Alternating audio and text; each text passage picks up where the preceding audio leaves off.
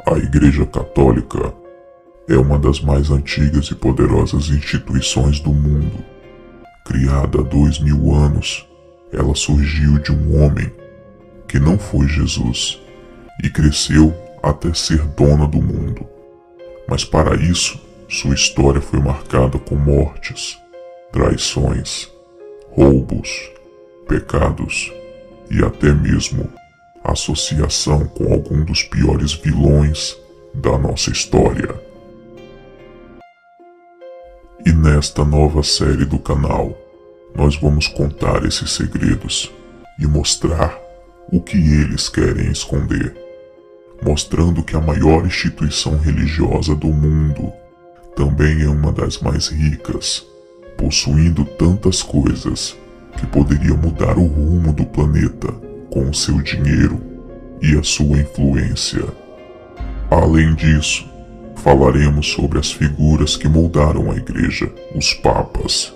Contaremos o que alguns desses poderosos homens fizeram para conseguir o poder e todas as loucuras que fizeram para mantê-lo, indo além de assassinatos de concorrentes até a união com nazistas, fascistas, maçons, iluminatis e satanistas. Então, se você quer desvendar os segredos mais obscuros destes 2000 anos de história da Igreja Católica e todo o seu poder, não deixe de acompanhar esta nova série. Hoje começaremos com o seu início. Poucas pessoas conhecem a verdadeira história do surgimento da Igreja Católica e do seu vasto poder. Depois deste vídeo, você vai aprender a diferenciar o verdadeiro cristianismo da Igreja Católica. Sim, a Igreja Católica não é cristã se formos levar ao pé da letra as palavras ditas por Jesus Cristo registradas nos Evangelhos. Das religiões que se intitulam como cristãs, a Igreja Católica é a que mais fica distante do verdadeiro Evangelho deixado por Cristo. Sentem-se, crianças. O tio Lu vai contar uma história para vocês.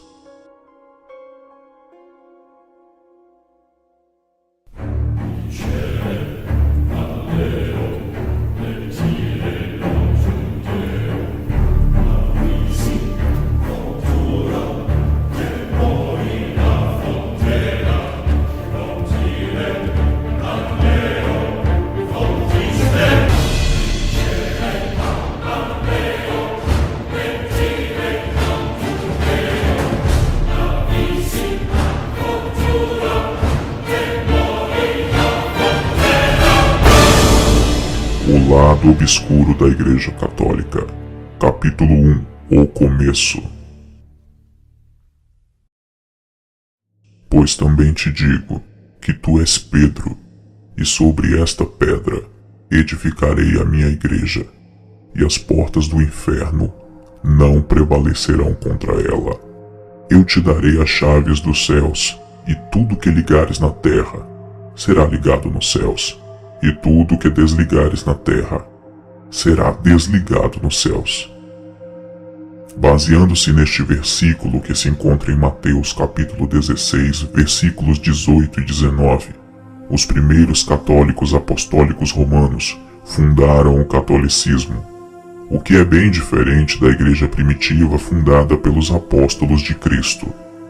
A igreja primitiva tinha o intuito de levar a palavra de Deus, e a Igreja Católica tinha o interesse de politizar a fé e controlar a população para beneficiar o Império Romano.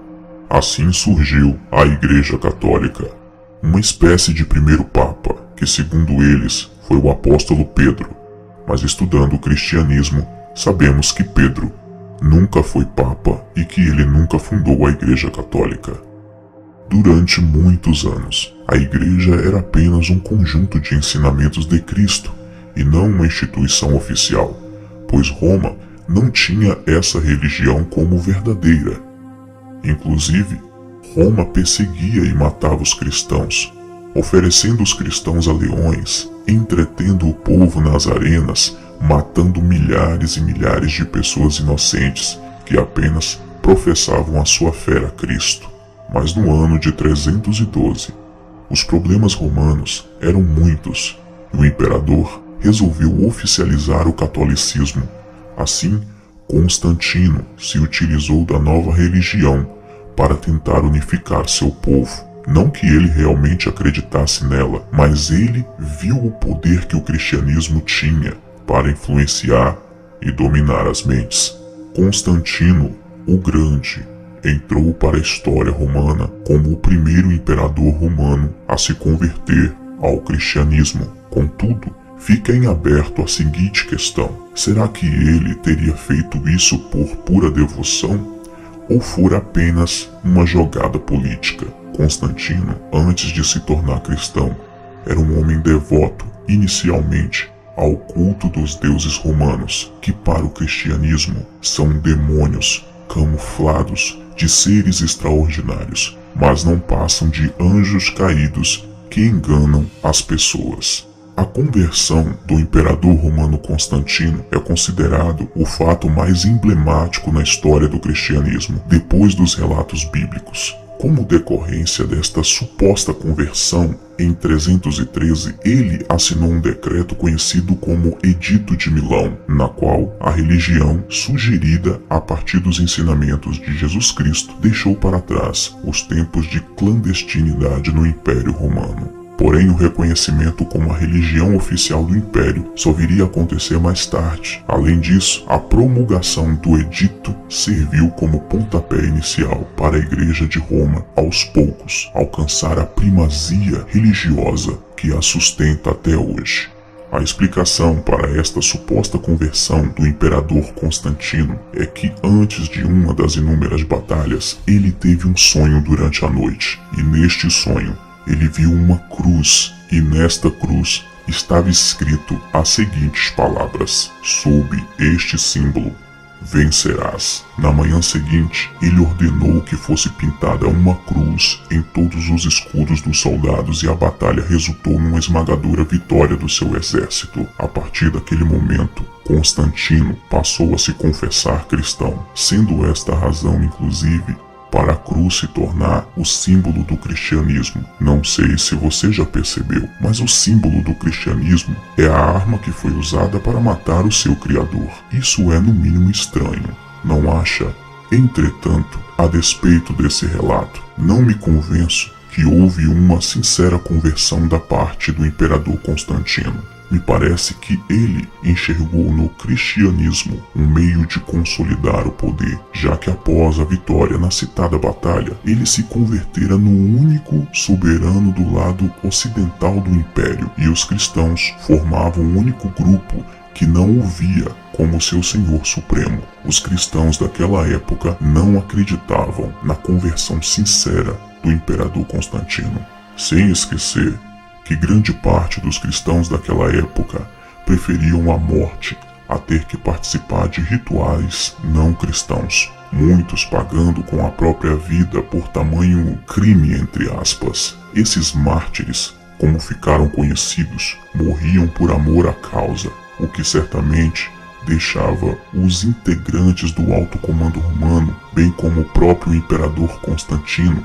perplexos diante de tamanho nível de entrega e fidelidade. Como controlar um povo que não tem medo de morrer? Como ameaçá-los para que obedeçam às suas ordens e decretos? Foi com este questionamento que o Império Romano criou a estratégia de se apossar do cristianismo. Acredita-se que foi daí que surgiu o velho ditado: se não pode com eles, junte-se a eles.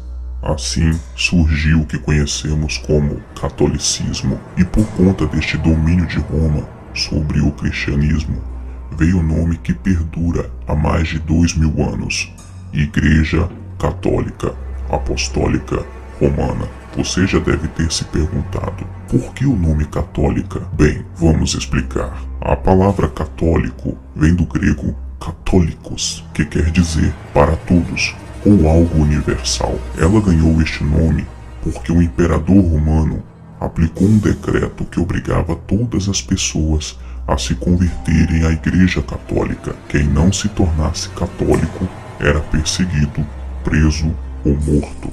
Afinal, controlar uma única religião era mais fácil. Vale ressaltar ainda que um antigo historiador chamado Políbios, certa vez ao analisar as crenças gregas e romanas, ao final concluiu que os romanos tendiam a praticar menos iniquidades do que os gregos, pois acreditavam na existência do inferno. Diante destes fatos, Constantino, como grande estrategista, provavelmente entendeu que, uma vez controlando esta religião, teria sob suas ordens um excelente contingente humano, isto é, o cristianismo, lhe seria muito útil, ainda que sinceramente não acreditasse nele.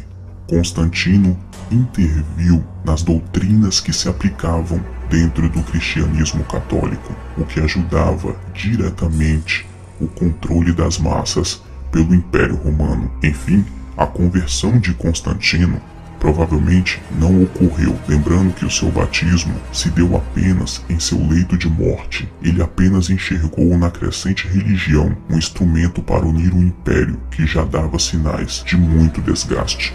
O imperador Constantino apenas usou o cristianismo para fortalecer os seus ideais e o seu poder. No frigir dos ovos, podemos dizer claramente que a Igreja Católica foi criada por um imperador romano que não entendia nada sobre o verdadeiro Evangelho de Cristo.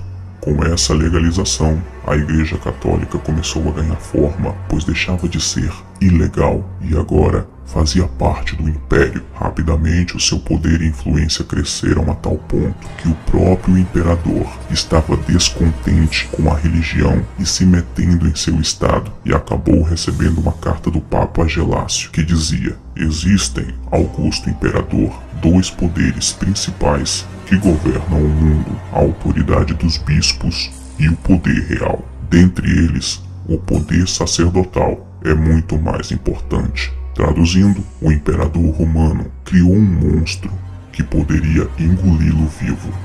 Naquele tempo, o poder religioso tinha mais capacidade de dominação do que o poder político. Durante séculos, a Igreja Católica floresceu junto com o Império Bizantino.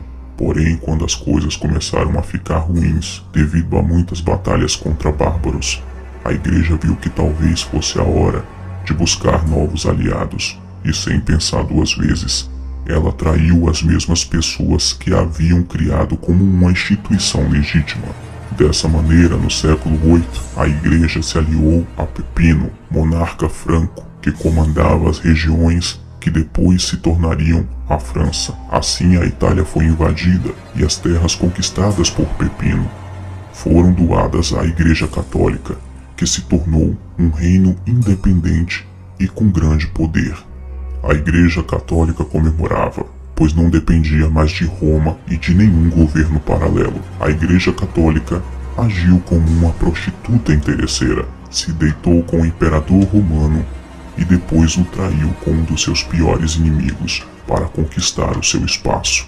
Anos mais tarde, no reinado de Carlos Magno, o Papa Leão III proclamou o monarca como imperador do Ocidente, deixando Constantinopla furiosa e também amedrontada.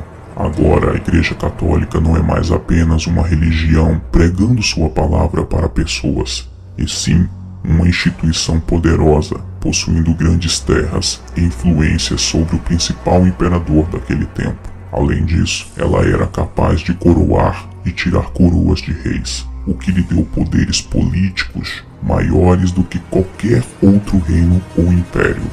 Parecia que nada poderia deter a poderosa Igreja com suas terras, riquezas e influências, mas estava para surgir um inimigo à altura, uma nova religião que poderia abalar os alicerces da Igreja Católica: o islamismo. Veremos essa história de calamidade e morte de milhares de pessoas, inclusive de muitos inocentes, no próximo episódio de O Lado Obscuro da Igreja Católica, capítulo 2. A Maldita Guerra Santa. Não perca o próximo vídeo da série. Guerra e derramamento de sangue em nome da fé. As cruzadas têm dado origem a discussões mais frequentes contra a fé cristã. A Igreja Católica promoveu uma terrível matança numa guerra absurda contra a religião islâmica. Alguns terroristas muçulmanos chegam a afirmar que os seus ataques terroristas de hoje são uma vingança por tudo aquilo que os cristãos fizeram nas cruzadas. Então nos perguntamos, o que será de tão terrível que aconteceu no período das cruzadas? A maioria das pessoas envolvidas nas cruzadas não eram realmente cristãos, apesar de afirmarem que eram. O nome de Cristo foi abusado, mal usado e blasfemado pelas ações de muitos cruzadores. Muitos inocentes que não eram católicos pagaram com a própria vida nesta guerra promovida por interesses obscuros dos papas.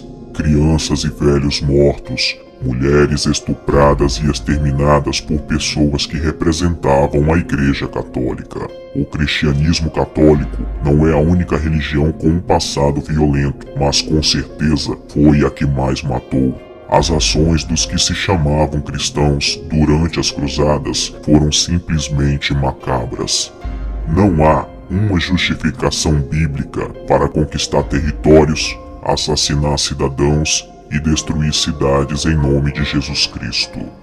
Mas como o conhecimento das escrituras sagradas da Bíblia eram restritas somente aos líderes da Igreja Católica, os cristãos verdadeiros que foram para as cruzadas não tinham como saber que de santa essa guerra não tinha nada. As cruzadas eram brutais e perversas. Muitas pessoas foram forçadas a se converterem ao cristianismo católico. Se elas se recusassem, acabavam sendo assassinadas. A ideia de conquistar um território através de guerra e violência usando o nome de Cristo foi a pior heresia inventada pelo catolicismo romano. Muitas das ações que aconteceram durante as cruzadas eram completamente contrárias a tudo que a fé cristã realmente representa. Depois de assistir a este vídeo, você vai se questionar: quem matou mais? O nazismo na Segunda Guerra ou a Igreja Católica nas cruzadas? Sentem-se, crianças. O tio Lu vai contar uma história para vocês.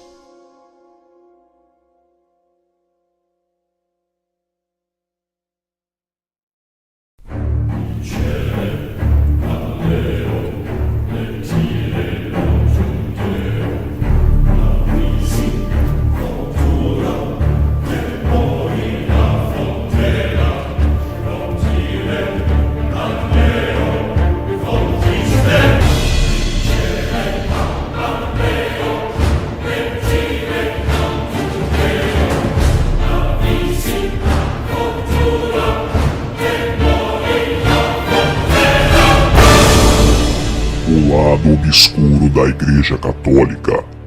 Capítulo 2. A Maldita Guerra Santa.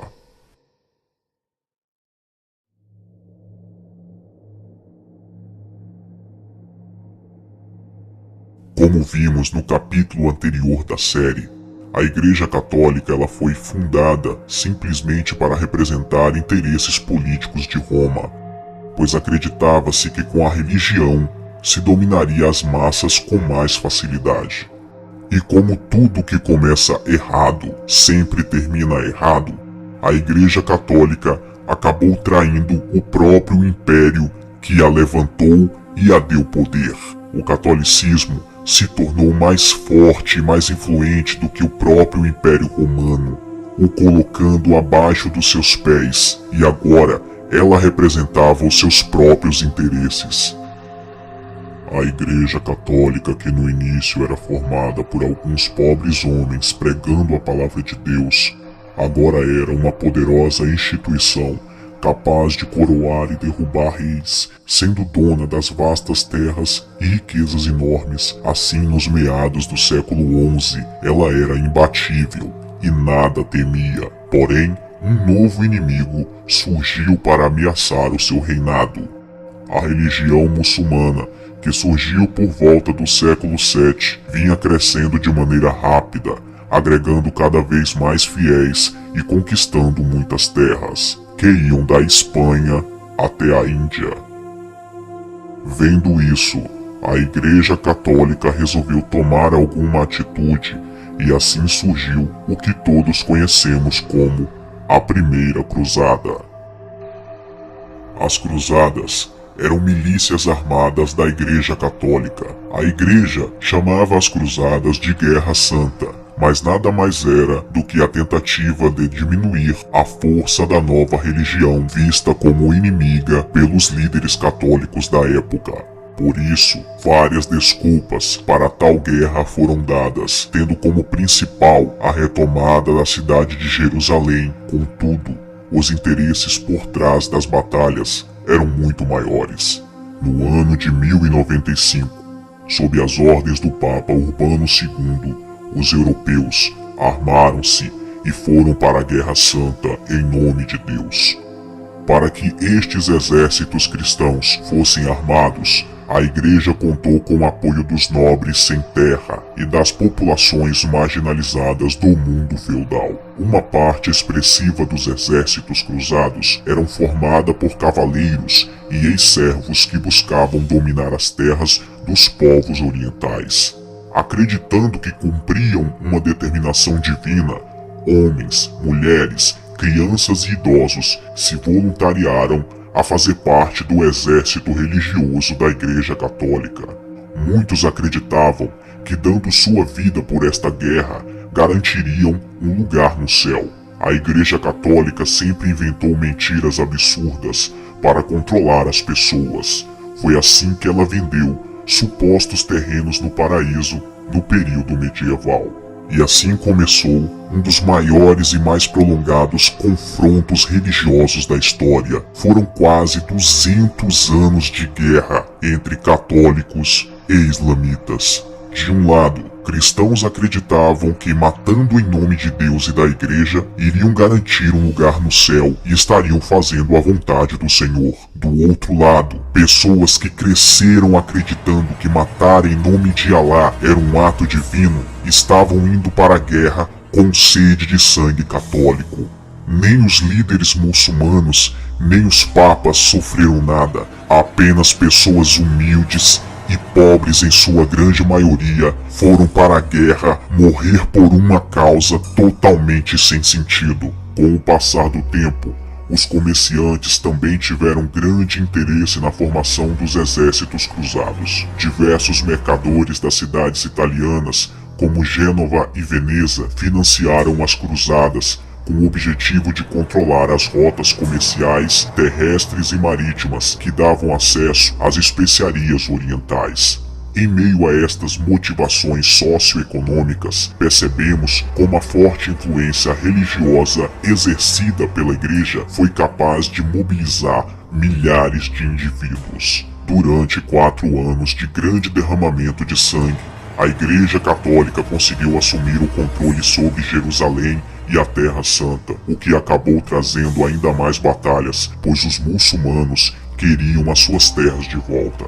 A Igreja agora era um poder econômico, territorial e bélico maior do que muitos reinos europeus. Todo esse poder começou a transformar a instituição religiosa, que deveria apenas pregar a palavra de Deus, em uma monarquia comandada por tiranos mesquinhos. Quando o movimento cultural do Renascimento atingiu a Europa, os papas eram os principais compradores de arte, contratando os melhores artistas, como Michelangelo e Rafael, para pintarem suas obras. Além disso, os papas esbanjavam em tudo o que faziam, mostravam que naquela época a Igreja nada mais era do que uma monarquia como outra qualquer, onde poucos comandavam tudo e tinham todos os bens, e muitos nada tinham e morriam trabalhando para sustentar seus reis, ou papas no caso da Igreja. Os papas, que deveriam ser os principais representantes de Deus na Terra, agora eram corruptos e tinham diversas amantes, e alguns eram tão violentos que que até mesmo os reis temiam. A Igreja Católica havia perdido totalmente seu propósito e, como se não bastasse, ela ainda iria criar algo que ia usar contra seus inimigos em um dos movimentos mais cruéis da história. Ela criou um tribunal para julgar seus inimigos, no qual eles não poderiam se defender. A Inquisição. Veremos essa história de julgamentos injustos e terríveis sentenças de morte em nome de Deus no próximo capítulo de O Lado Obscuro da Igreja Católica, a Diabólica Santa Inquisição. Não perca o próximo vídeo da série.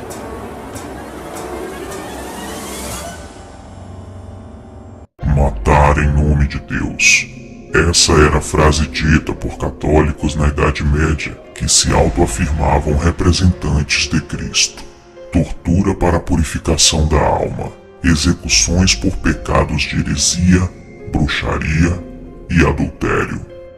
O sangue de Jesus não foi o suficiente para eles. O catolicismo era como um vampiro, cuja sede nunca se acabava. Matar para salvar as almas do pecado ou para ser temida e alcançar grandes poderes políticos. A Santa Inquisição foi a prova de que a Igreja Católica matou mais do que a Segunda Guerra Mundial. Este é o terceiro capítulo da creepsérie mais polêmica da internet. Católicos se ofendem, mas o intuito deste documentário é mostrar somente a verdade. Não apresentamos aqui um conto de fadas. São fatos históricos que influenciaram de maneira gritante toda a humanidade. Portanto, se você é católico, saiba que o intuito não é te ofender. Este vídeo não é aconselhável para católicos fanáticos ou para pessoas que não gostam de ouvir opiniões contrárias às suas. Vocês estão preparados? Sentem-se, crianças. O tio Lu vai contar uma história para vocês.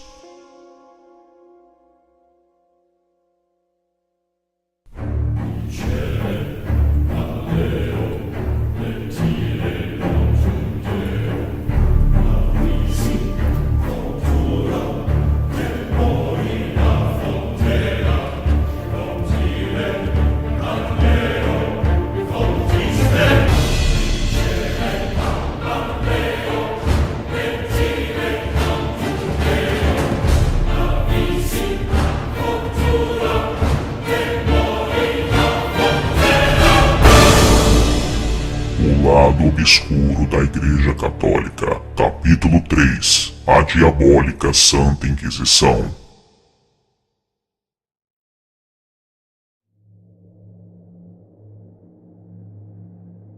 A igreja, que no início era uma instituição de fé, havia se tornado um grande reino envolvido na política. Ela resolveu criar uma arma que poderia ser usada contra qualquer um, sem nem ao menos eles terem a chance de se defender. Assim surgiu a temida Inquisição. A Inquisição, ou a Santa Inquisição, foi uma espécie de tribunal religioso criado na Idade Média pela Igreja Católica para condenar todos aqueles que eram contra os seus dogmas, fundada pelo Papa Gregório IX. Essa nova parte da Igreja nada mais era que um tribunal feito para julgar os hereges, pessoas que aos olhos da Igreja havia cometido pecados. No início parecia algo nobre, afinal, eles queriam manter as pessoas na linha, seguindo a palavra de Deus. Mas em pouco tempo, todos notaram a verdadeira face desse monstro criado pela Igreja Católica para perseguir os supostos pecadores. Estabelecida em 1184, a Inquisição teve um dos seus principais trabalhos focado na perseguição aos cátaros, uma seita que divergia da Igreja Católica e estava conseguindo muitos seguidores. Você se lembra do capítulo anterior dessa série? Qual foi o verdadeiro motivo para se acontecer as Cruzadas e a Guerra Santa? A Igreja Católica se levanta contra todo aquele que prega uma ideia diferente e começa a crescer em número de seguidores. Então, os acusando de heresia, mandou matar todos como pecadores e até uma pequena guerra foi feita contra eles. A Inquisição também perseguia qualquer um ou qualquer coisa que fosse considerada ruim pela Igreja, assim como livros que eram proibidos e quem os lesse, vendesse ou tivesse qualquer envolvimento seria condenado à morte sem defesa. Além disso, a Igreja obrigava as pessoas a entregarem qualquer herege que conhecessem, e muitos usaram isso para matarem os seus inimigos, os acusando de heresia e assim os vendo queimar na fogueira pelas mãos da Igreja.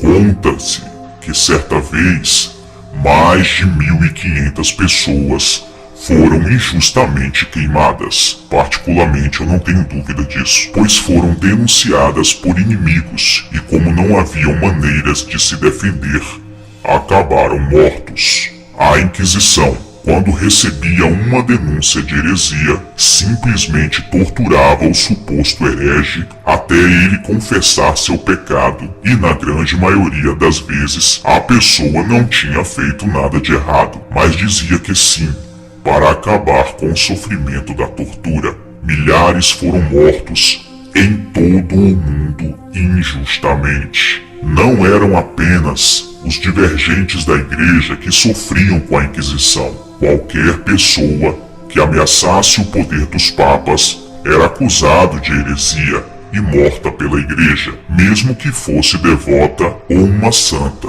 Isso não interessava mais. Tudo estava focado no lado político das ações. Por esse motivo, a Igreja, com medo de um dos seus maiores e mais poderosos aliados, resolveu acabar com eles e realizou uma manobra macabra contra homens que eram 1000 vezes mais santos do que qualquer papa da época. Assim aconteceu um dos maiores golpes de traição que marcou o mundo até hoje e é motivo para discussões. Em 1710, em seu leito de morte, um respeitado sacerdote da Igreja Católica, arrependido de tudo que fez, confessou que muitos padres ameaçavam mulheres dentro da igreja para que fizessem sexo com eles. Caso contrário, seriam entregues à Santa Inquisição. Portanto, se um sacerdote ameaçasse uma mulher, dizendo que ele iria mentir sobre ela aos oficiais da Santa Inquisição, ela sabia o tipo de tortura e morte que a esperava. O sacerdote poderia provavelmente delatar a mulher aos inquisitores como bruxa. Os inquisitores tratavam as mulheres acusadas de bruxaria com especial deleite, júbilo e atenção. Matar não era o bastante. Era preciso fazer a vítima sofrer para que, segundo eles, a alma fosse purificada. Veja agora alguns métodos de tortura usados pela Inquisição. Medieval esfola. A esfola consistia na remoção da pele do corpo. Geralmente era feita uma tentativa de manter a parte removida da pele intacta. A serra. A vítima era amarrada de cabeça para baixo. O sangue descia para o cérebro. Isso abrandava a perda de sangue, uma forma de humilhar ainda mais a vítima, dependendo da vítima e torturador. Essa tortura poderia demorar várias horas. Quando a confissão era necessária, a vítima era forçada a assistir a alguém ser sujeito a este método. Se ela não confessasse, ele seria lentamente cortado pela metade. Rato. Esse método de tortura consistia em forçar um rato passar através do corpo da vítima, geralmente os intestinos. Isto era feito da seguinte forma: a vítima estava completamente presa no chão, um rato era então colocado em seu estômago, coberto por um recipiente metálico. Quando o recipiente era gradualmente aquecido, o rato começava a procurar uma saída. Como não tinha para onde sair, a única alternativa era cavar o corpo da vítima e atravessar para o outro lado. Medieval esmagador de joelho. Uma tortura terrível. Era usado principalmente durante a Inquisição. Este instrumento era feito para inutilizar permanentemente os joelhos da vítima. Trono da tortura. Existiam muitos modelos de cadeira. Todas elas tinham uma coisa em comum: pregos para perfurarem as costas, apoia-braços, assentos, pernas e descansa-pés. O número de pregos em uma dessas cadeiras variava de 500 a 1500.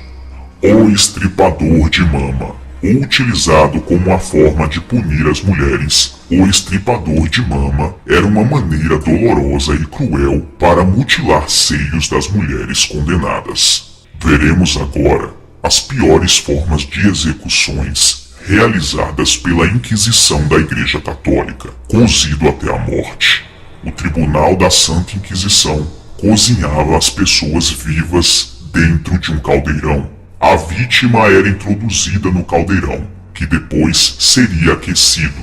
Dentro do caldeirão teria água, azeite ou mesmo sebo. Outro método alternativo seria a utilização de um recipiente mais raso e menos profundo que o caldeirão, estando a vítima parcialmente imersa, que seria literalmente frita até a morte.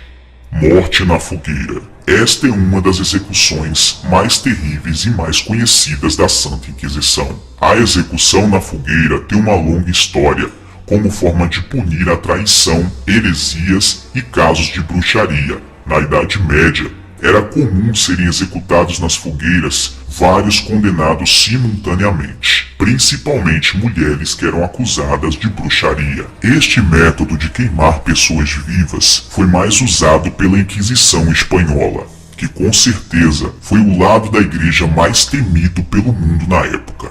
Ao se falar Inquisição, as pessoas tinham medo, mas se falasse Inquisição espanhola, o medo se transformava em pavor, pois a Inquisição espanhola não fazia julgamentos, apenas aplicava sentenças. A Dama de Ferro, um caixão cheio de espinhos metálicos, do tamanho exato da vítima. O acusado era colocado dentro do caixão, que era fechado, e instantaneamente a pessoa morria. Existiam inúmeros métodos de tortura, que se fôssemos citar aqui, este vídeo teria aproximadamente umas 4 horas de duração, mas prometo fazer um vídeo exclusivo sobre os piores métodos de tortura já realizados na humanidade. Se a Igreja Católica se autoafirmava como seguidora de Cristo, fica a seguinte pergunta no ar: Jesus Cristo torturaria e mataria de maneira cruel todas as pessoas que fossem contra as suas ideias? Jesus Cristo condenaria à morte todas as pessoas que rejeitassem o Evangelho? Voltamos a reafirmar o que falamos no primeiro vídeo da série. Catolicismo é uma coisa e cristianismo é outra. Toda essa brutalidade não foi ordenada por Jesus Cristo ou está escrito na Bíblia. Tudo isso eram ordenanças dos papas, sobre os quais falaremos no próximo vídeo da série, O Lado Obscuro da Igreja Católica, capítulo 4, Os 7 piores papas da história. Não percam o próximo vídeo da série.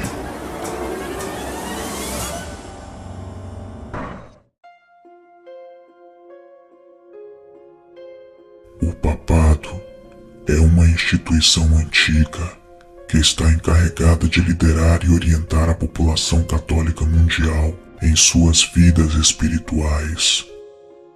Papa provém do latim uma palavra carinhosa para pai. É o bispo de Roma e, como tal, é o líder mundial da Igreja Católica Romana. O Papa é eleito pelo Colégio dos Cardeais e o seu posto é vitalício, ou seja, enquanto viver seu cargo eclesiástico é chamado de papado, e sua sede de Santa Sé. O Papa também é o chefe de Estado da cidade do Vaticano, uma cidade-estado soberana enclavada por Roma. A religião católica acredita que Jesus designou São Pedro como pastor e rocha da igreja e os papas como seus sucessores possuem autoridade para governá-la. Hoje, vemos o Papa como uma figura cujo poder vem de sua capacidade de influenciar a direção do catolicismo e até do cristianismo como um todo. E, portanto, a opinião de mais de 2 bilhões de pessoas na Terra. O Papa exerce o poder de forma sábia através do simbolismo e da importância histórica do papado. No entanto, as coisas nem sempre foram assim. Após a difusão do cristianismo em todo o mundo ocidental, o papado tornou-se cada vez mais poderoso.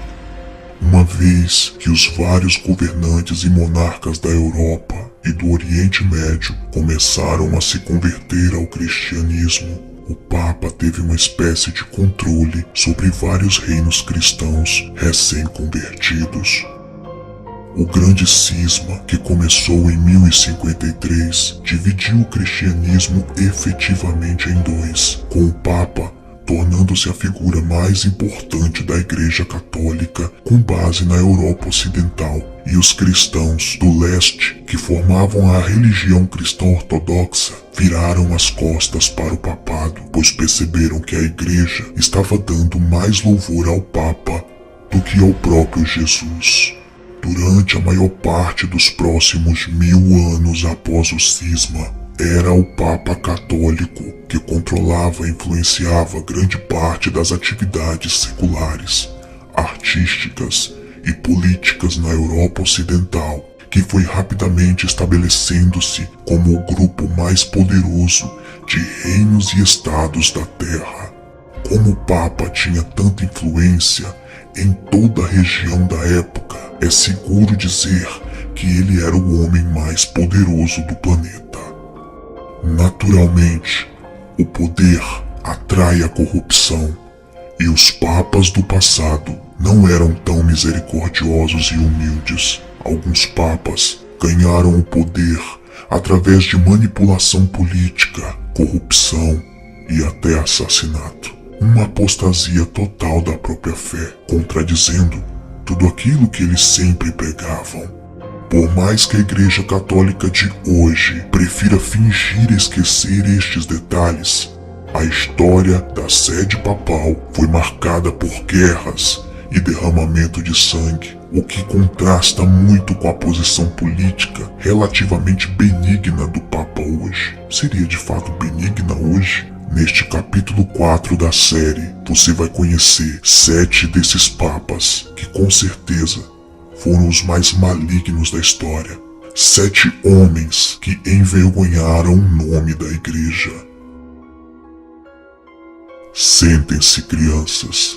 O tio Lu vai contar uma história para vocês.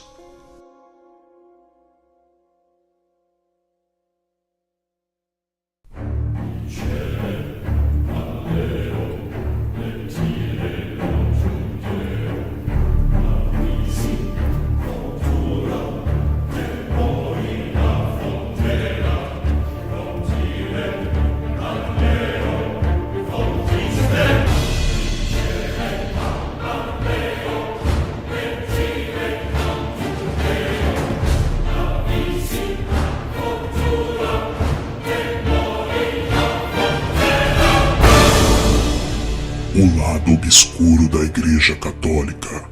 Capítulo 4. Os 7 piores papas da história.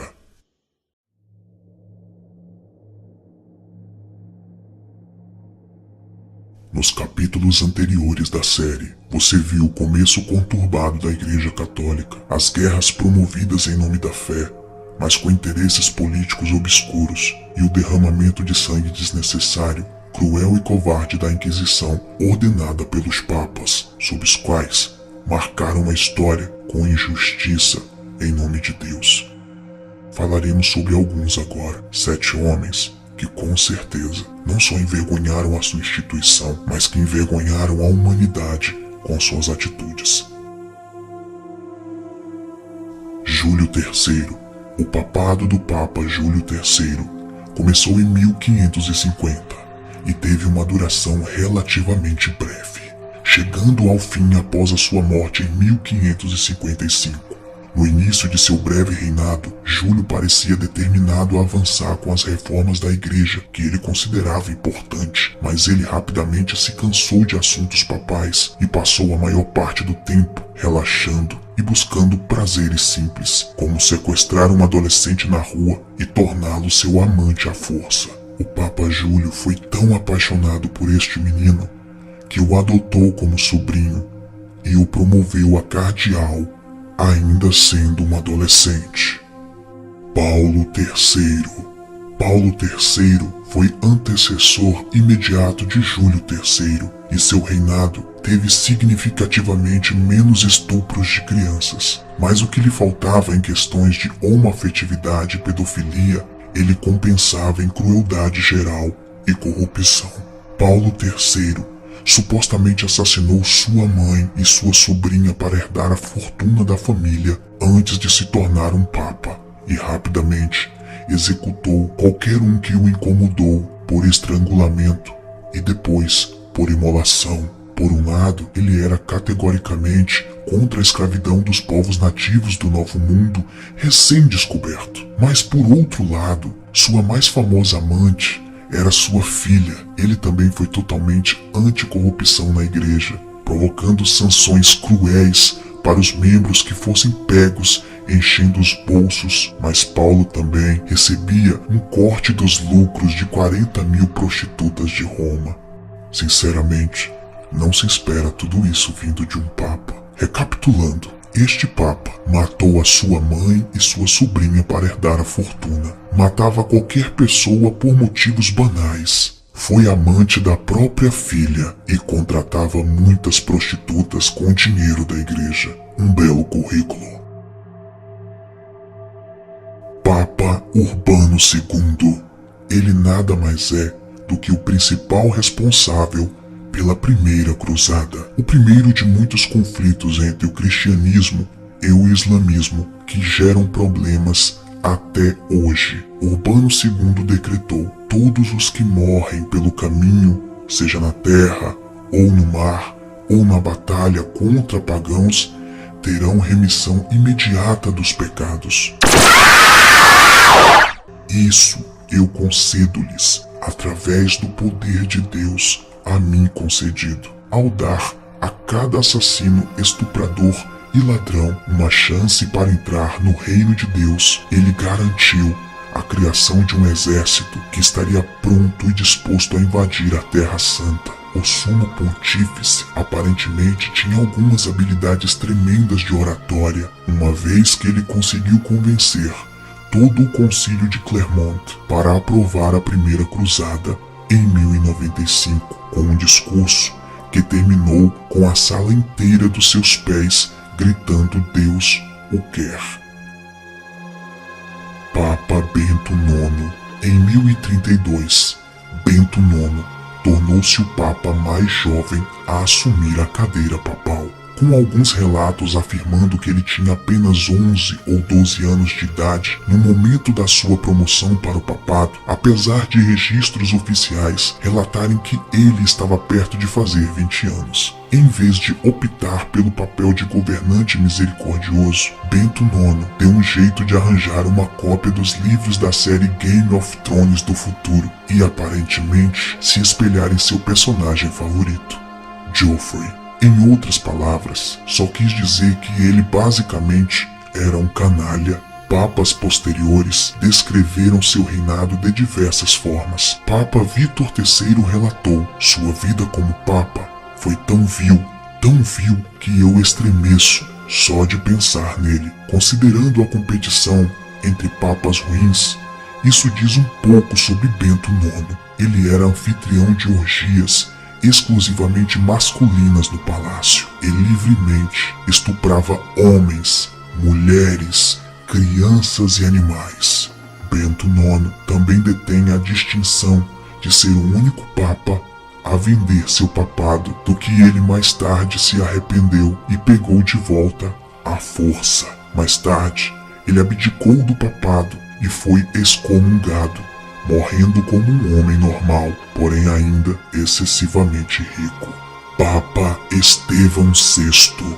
Estevão VI não quis saber de reinar como seus contemporâneos pervertidos, violentos e corruptos, mas o cara definitivamente sabia como guardar rancor. Quando ele subiu ao poder, Estevão ordenou que os restos mortais do seu predecessor, Papa Formoso, fossem exumados para que o cadáver pudesse ser julgado por seus pecados. Sim, você ouviu isso corretamente. Esse episódio bizarro é conhecido como Sínodo do Cadáver e foi facilmente o evento mais estranho da história papal. Estevão VI fez com que o cadáver de Formoso fosse sentado em seu trono, vestido de vestimenta e adereços papais, para que respondesse por seus crimes, que eram, em sua grande maioria, apenas decretos e ações das quais Estevão havia discordado enquanto Formoso estava vivo. Quando o veredito de culpado foi decretado, o esqueleto foi decapitado e lançado no rio Tibre. Estevão VI também anulou todos os decretos de Formoso, fazendo com que ele nunca tivesse governado. Esse episódio foi considerado tão absurdo que o próprio Estevão VI foi estrangulado até a morte, um mês após o seu julgamento. Papa João XII. Vários papas fizeram verdadeiras festas e orgias no Vaticano, o que é insano, considerado que oficialmente todos eles estavam no celibato. Celibato é a ausência de sexo. Mas João XII provavelmente tinha mais libido do que qualquer outro sumo pontífice. Ele se tornou papa com apenas 18 anos de idade e logo desenvolveu uma reputação de estuprador e de pervertido. Ele supostamente estuprava suas duas irmãs regularmente, além de ter ordenado um menino de 10 anos a se tornar bispo. Por que não? Ele também sentia um prazer inigualável ao fazer amor nos locais mais santos do Vaticano, como os túmulos de São Pedro e São Paulo. Quando ele não estava afim de atividades tão libidinosas, ele gostava de passar o tempo arbitrariamente torturando e castrando cardeais. Seu reinado de 9 anos começou em 955 e terminou em 964. Depois que ele foi assassinado por um marido ciumento que o pegou na cama com a sua esposa. E em primeiro lugar, Papa Alexandre VI. Alexandre VI foi tão não cristão que criaram um drama na televisão moderna inteiro dedicado a contar as histórias das palhaçadas dele e de sua família. Você pode conhecê-lo por seu nome de família, Rodrigo Borgia. Borgia era uma família de comerciantes ricos que efetivamente compraram o trono do Papa para que Rodrigo se sentasse nele em 1492. Uma vez tornado Papa, os bons tempos começaram a rolar para a família Borgia. Alexandre VI hospedou as orgias mais elaboradas que o Vaticano já tinha visto. Coisas como 50 prostitutas amontoadas em uma única sala, onde o Papa e os membros do seu clero faziam o que queriam com elas. Ele atribuiu a alguns clérigos o dever de não participarem das orgias para que as observassem e fizessem o controle da quantidade de orgasmos que cada membro do clero alcançava, pois ele acreditava que a virilidade era um sinal de força e ele não aceitaria homens pouco férteis em sua panelinha. Ele casava sua filha Lucrécia com comerciantes ricos e, em seguida, declarava o casamento nulo. Ele era o Papa, afinal de contas, e absorvia todo o dinheiro deles. Aliás, ele também estuprava sua filha, que por sua vez também era estuprada por seu irmão. Alexandre VI e sua família efetivamente roubaram a nobreza de Roma e mataram quem ousasse se opor contra eles. Seu papado de 11 anos chegou finalmente ao fim em 1503, quando um dos muitos assassinos contratados para matá-lo conseguiu terminar o serviço. Ele foi envenenado e morreu lentamente ao longo dos próximos dias, com 72 anos de idade. Em meio a desgraças, heresias, mentiras, mortes, sangue e vergonha. A Igreja Católica foi levantada e se tornou um câncer para a humanidade. O intuito do documentário não é ofender a sua religião, mas apenas mostrar a verdade. E assim termina a primeira temporada desta série, que gerou um pouco de polêmica, mas que com certeza trouxe fatos esclarecedores para que possamos entender a real situação da religião hoje e como ela influenciou no mundo. Não sabemos quando vamos produzir a segunda temporada. Cada temporada é composta por 4 episódios. Pode ser daqui a 3 meses ou daqui a 1 ano. Eu ainda não sei, mas uma coisa é certa: a sua mente se abriu, concordando comigo ou não. Questionamentos nesse momento são feitos. Cabe você julgá-los, administrá-los e refletir. Até a próxima temporada de O Lado Obscuro da Igreja Católica.